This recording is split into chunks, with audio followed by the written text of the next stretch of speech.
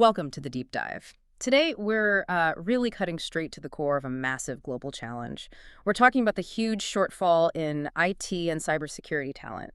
And maybe even more surprisingly, the kind of deep-seated psychological blockers that are stopping leaders, especially in middle management, from really adapting. Yeah, it's definitely more than just, needing a few more coders.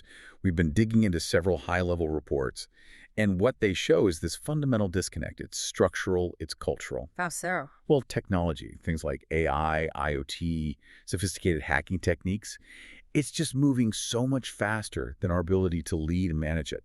It's faster than we can even structure the workforce for this new reality. If leadership doesn't catch up, frankly, organizations stay incredibly vulnerable. Right. So our mission today is to synthesize all this. We'll look at the staggering demand figures, pinpoint the skills that are suddenly critical, going from zero to hero almost overnight.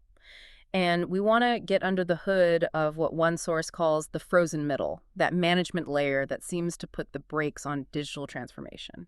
It's exactly. And look, getting good specialized info and solutions in this space is tough, which is why we really appreciate the support of www.cisomarketplace.com for making this deep dive possible. Okay, so let's start digging in. Just how big is this gap? The difference between the cybersecurity pros needed and the ones we actually have? The scale is, well, it's almost hard to grasp. We looked at Microsoft's analysis. They estimate that by 2025, globally, there'll be 3.5 million open cybersecurity roles. 1.5 million. Yeah. Millions of jobs designed to protect the absolute bedrock of global business. Just empty, unfilled. It's a staggering vulnerability. What about specific regions? Like, what does it look like in a major tech hub, say, India? Right. Zooming in makes it even clearer. Sources show India's demand for cyber folks has jumped by about 51% just recently. Yeah. Now, they have a decent workforce, maybe 135,000 people currently. Yeah. But even so, they need another 68,000 professionals immediately just to meet today's needs. Shows that demand is just outstripping supply everywhere. Wow. And the stakes here are, as you said, incredibly high. Cyber isn't just IT support, right? We're talking data integrity, availability, confidentiality. Precisely. It's about defending against really complex threats, crippling ransomware that halts production lines, sophisticated insider threats, you name it. It demands smart solutions, sure, but first and foremost, it needs skilled, strategic people, people who understand the evolving game. Okay, so that leads to maybe the most fascinating part. It's not just needing more bodies, it's needing people with fundamentally different skills. What's surging? What wasn't even on the radar a few years ago? The shift is dramatic. It's all moving toward advanced data skills and dealing with complex, interconnected systems. If you look at the projections for the next 5 years, take artificial intelligence. Its expected prominence in cybersecurity roles, 56%. 56. Compared to what now? Compared to basically 0% right now. It's a complete rewriting of the required skill set. That's a huge jump. So what does that mean if you're trying to hire someone? You can't just look for the old network security basics anymore. Absolutely not. Companies need deep analytical capabilities now. Look at data forensics. It's projected to jump from about 17% prominence today to 44% expected prominence. Even very technical, niche areas like hacking wireless networks, that's expected to hit 28% prominence, up from almost nothing.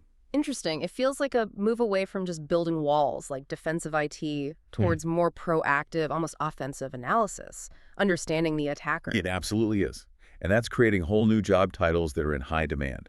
We're seeing predictions for huge growth in roles like DevSecOps engineer. Embedding security right into development. Exactly. And IoT engineers, analysts focused on IT security, and crucially, analysts for operations technology, the systems that run industrial plants and infrastructure. Okay, but developing these complex skills, understanding things like the latest TTPs, the tactics, techniques, and procedures attackers use, or complex frameworks like PCI DSS for payments or the CIS controls, that takes more than just a weekend course, right? It needs formal validation. And that's where we hit a major snag in the pipeline, the certification gap. The data we reviewed shows that a staggering 75% of students coming out of cyberskilling programs haven't enrolled in or finished a relevant high-level certification. Think CISSP, CRI-SC, the big ones. 75%, that's huge. Why? Is it cost? Time? Do companies not see the value? It seems systemic. The training might be there, but that final critical step, the validation, the company investing time and sponsorship for people to get these tough certs, it's often missing. So you end up with a lot of people with some knowledge, but lacking that certified, provable expertise needed for complex enterprise-level security. Which is exactly why businesses need reliable resources.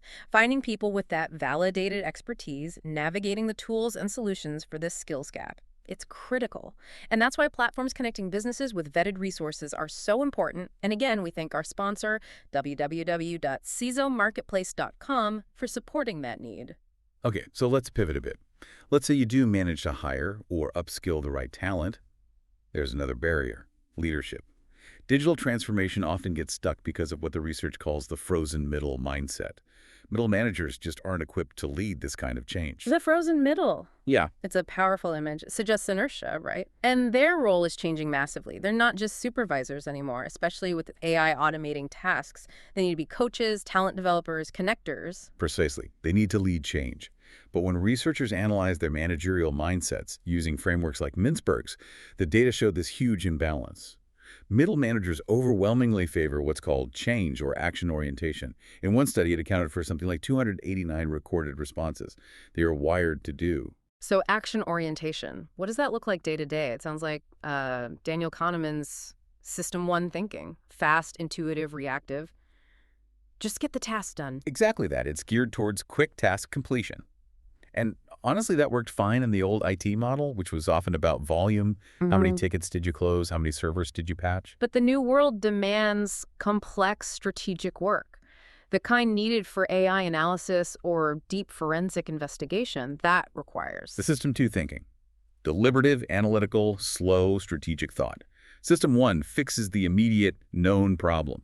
System 2 stops and asks, wait, why does this problem keep happening? Is it a symptom of something deeper? And if managers are stuck on that System 1 action autopilot, they literally don't have the bandwidth for that kind of reflection, do they? That's the core issue. The data backs this up starkly. When they look for evidence of other crucial mindsets, well, the reflective mindset only got 34 responses in that same experiment. Only 34, compared to 289 for action.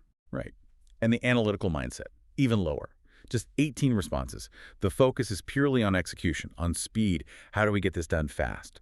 Not on the broader strategy or context. And that must directly impact how they manage the very talent they need, doesn't it?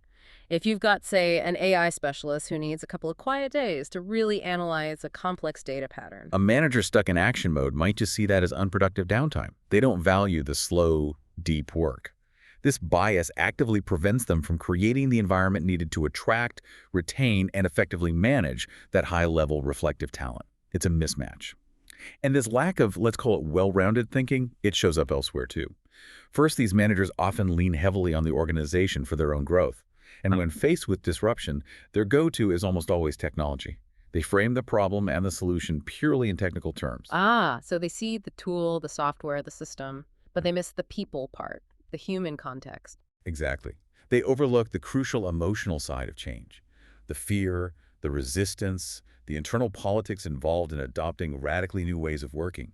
They treat transformation like a software rollout, not a deep psychological and cultural shift. And layered on top of this, the sources also highlighted some unique challenges, especially for women in management roles. Yes, that came through quite clearly. Women managers often carry a heavier load of what's sometimes called invisible work, things like primary responsibility for child care or elder care.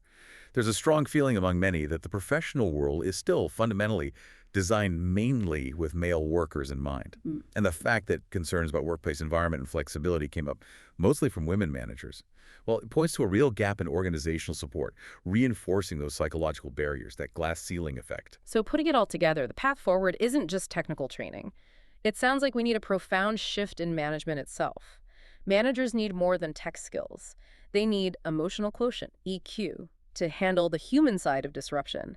They need the time and the permission to step back, reflect, analyze, think differently. It's a move from just ensuring compliance to fostering genuine responsibility. Okay. And maybe moving away from thinking about growth only as climbing the hierarchy towards growth driven by impact and purpose. So, summing up. Yeah, the data really paints a clear picture. Solving this global IT and cyber talent crisis needs a two-pronged attack. One, Yes, mass reskilling in those critical future-focused areas, AI, forensics, IoT security, all that. But two, and just as vital, a fundamental shift in leadership mindset, moving managers off that action autopilot and towards being more deliberate, reflective, analytical, and truly collaborative thinkers. So for you listening, hopefully this deep dive gives you a sharper lens on where the skills demand really is, but also why so many organizations are finding it hard to adapt. Understanding these gaps both in skills and in leadership thinking, that's really the first step towards finding solutions. And that brings us to a final thought, maybe something provocative for you to chew on. This whole shift we've talked about, from volume to value, it suggests that your career progression in the future might depend less on titles and promotions and more on your actual impact and purpose, your unique value add. So, in a world still often obsessed with job titles and climbing the ladder, are you focusing your personal development on the things that will truly matter? Something important to reflect on, definitely. Thank you for joining us for this deep dive. And one final thank you to our sponsor, www.cisomarketplace.com. We'll see you next time.